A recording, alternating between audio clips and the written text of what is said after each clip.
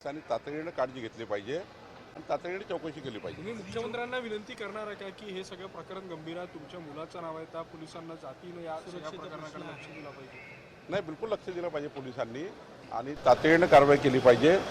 कोण कोण याच्या मागे आहे त्याचा पर्दाफाश केला पाहिजे। 24 तासने जे पुण्यातलं जमीन प्रकरण उघडकीस आणलं होतं त्याबाबत अजित पवारांनी एका प्रकारे कबुली दिली आहे। 4 महिन्यापूर्वीच असं काहीतरी घडत असल्याची कल्पना आल्याची ते बोललेले आहे।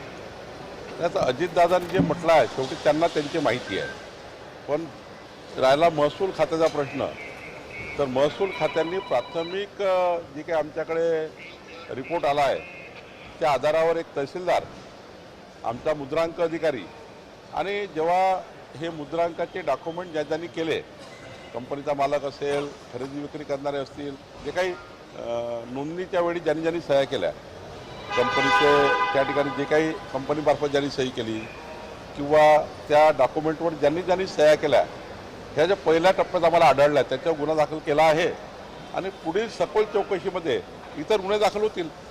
काल एकनाथ खडसे यांनी असं म्हटलेलं आहे की मी महसूल मंत्री असताना या प्रकरणाच्या बाबतीत माझ्यावर प्रचंड दबाव होता, सहाय्यक निबंधकांची नार्को टेस्ट केली तर सत्य समोर येईल। आता तुमच्याकडे ते का नाही, एकच सांगतो की आता प्राथमिक चौकशीत आम्हाला जे दोषी वाटले त्यावर निलंबनाची कारवाई FIR केली आहे।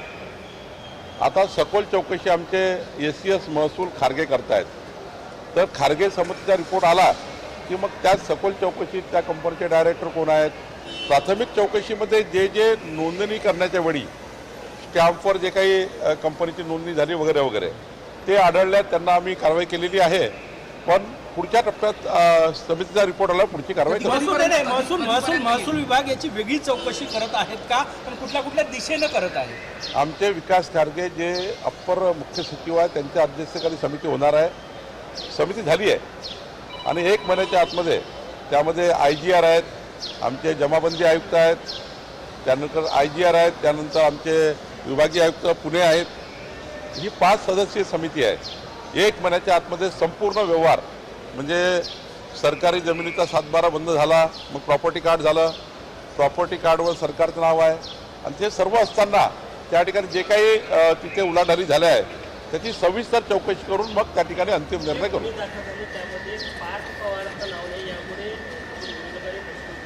प्राथमिक चौकशीमध्ये जे रजिस्टर कार्यालयामध्ये जे सही करणारे आणि लिहून घेणारे आहेत त्यांच्यामध्ये पार्थ पवार नाही आहे। त्या कंपनीचे कोण कोण भागीदार हा कंपनीचा नियम वेगळा आहे, पण ॲक्च्युली नोंदणी करताना रजिस्टरसमोर कोण कोण गेले होते त्याचे नावं आमच्याकडे जे आहेत आमच्या डॉक्युमेंटवर लिहून देणारा कोण, लिहून घेणारा कोण, चुकीची रजिस्टर करणारा कोण, त्यांच्यावर गुन्हे दाखल केले आहेत। या सगळ्या प्रकरणात नैतिकतेच्या आधारावर अजितदादांनी राजीनामा द्यावी अशी मागणी आता विरोधकांकडून केली जाते। ठीक आहे, पण अजितदादांनी स्पष्टता केली आहे की त्यांना फार त्या व्यवहाराचं माहिती नाही आहे, त्यामुळं आता त्या आरोपावर प्रत्यारोप करण्यापेक्षा मला वाटतं चौकशी येऊ द्यावी। चौकशीचा रिपोर्ट महिन्याभरात येईल, त्यानंतर पुढची कारवाई करता येईल। मंत्र्यांच्या मुलांनी असं करू नये असं एक कान टोचलं एका प्रकारे अण्णा हजारेंनी आणि अचक त्यांचे संस्कार पण दिसतात असं अण्णा हजारेंनी या संपूर्ण प्रकरणाला कान टोचलं। नाही, मला असं वाटतं की अण्णासाहेब किंवा अजून ज्यांनी विरोधी पक्षांनी जे काही बोलले आहे आरोप प्रत्यारोपापेक्षा प्रायमरी जी आमच्याकडे रिपोर्ट होता, माननीय मुख्यमंत्र्यांनी सूचना दिल्या, कारवाई झाली, आता समिती नेमली आहे, त्यावर रिपोर्ट येईल आणि कारवाई होईल। त्यामुळे आरोप प्रत्यारोपापेक्षा वस्तुस्थिती काय याच्यावर जाऊ, चौकशी अंती आम्ही पूर्ण कारवाई करू। दादाच्या दुसऱ्या मुलाची टँगो नावाची कंपनी दारू कंपनी आहे असा आरोप हर्षवर्धन सप्रायाने केला, दादांनी तिला मदत केल्याची समजते। जे बोलणारे आहेत त्यांनीच आरोप सिद्ध करावे, मी त्यामध्ये काही ना बोललो आहे ना मी ऐकलं आहे। हेरिंग जे आहे सर, ते हेरिंग सुरू असतं तुमच्या खात्याअंतर्गत, त्या हेरिंगमध्ये 10,000पेक्षाही जास्त संख्या होती, आता जास्त म्हणू शकतो। त्या हेरिंगमध्ये अशा पद्धतीनं अन्याय करार होऊ नये आणि अशा पद्धतीने लोक येऊ नये। महसूल मंत्री म्हणून तुमच्याकडे किती हेरिंग आहे तसे आणि मंत्रालयामध्ये दररोज हेरिंग होत असतात? मी महसूल मंत्री झालो तेव्हा 1912-13 पासून 13,000च्या वर हिअरिंग त्या ठिकाणी महसूल खात्यामध्ये पेंडिंग आहे। मी मंत्री झाल्यावर बऱ्यापैकी हिअरिंग राज्यमंत्र्याकडे दिल्या आहेत, काही हिअरिंग प्रधान सचिवाकडे दिल्या आहे, काही मी करतो आहे। मी मंत्री झाल्यानंतर जवळपास 1800 हिअरिंग मी पूर्ण केल्या आहे आणि जवळपास 700-800 क्लोज फॉर ऑर्डर केल्या आहेत। जवळपास माझा विचार आहे की पुढच्या 3 वर्षामध्ये महसूल खात्यामधल्या संपूर्ण हिअरिंग संपल्या पाहिजे. 12-13 पासून मंत्रालयात खेटा मारणारे जे लोक आहेत, छोट्या छोट्या कारणाकरता मंत्रालयाकडे हिअरिंग करता येतात आणि मॅक्झिमम लेवलला आम्ही प्रत्येक जिल्ह्यामध्ये लोक अदालती घेऊन त्याच ठिकाणी प्रश्न सुटले पाहिजे, हाही प्रश्न आहे.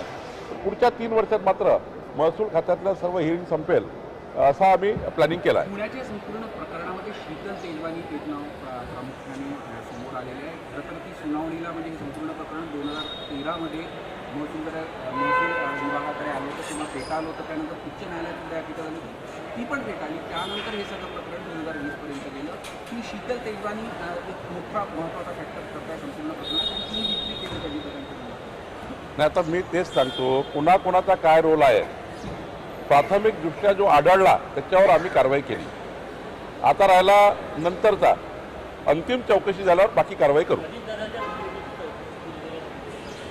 अजितदादांनी स्पष्ट केलं आहे की त्यांनी याच्यापूर्वी जे काही त्यांना स्मेल आला होता की असं काही सुरू आहे, त्यावर त्यांनी सांगितलं होतं की अशा पद्धतीने काही करू नका. त्यांच्या बोलणं मी ऐकलं आहे. त्यामुळं मला यामध्ये काही अधिक बोलता येणार नाही, ते अजितदादांना सांगतील. पण मी एवढं सांगेल, आमची चौकशी समिती ही कोणालाही सोडणार नाही, कोणी चौकशीतून वाचणार नाही. 100% चौकशी होईल. मुख्यमंत्र्यांनी आदेश दिले आहेत, चौकशी समिती झाली आहे आणि याचा अंतिम निर्णय आम्ही लवकर करू.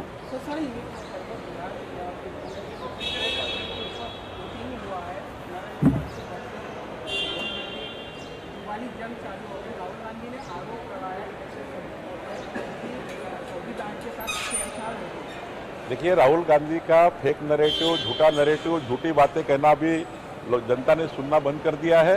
बिहार में बहुत बड़ा विजय एनडीए का होगा. त्या प्रकरणात कुठले हे अजितदादांच्या पार्थ पवार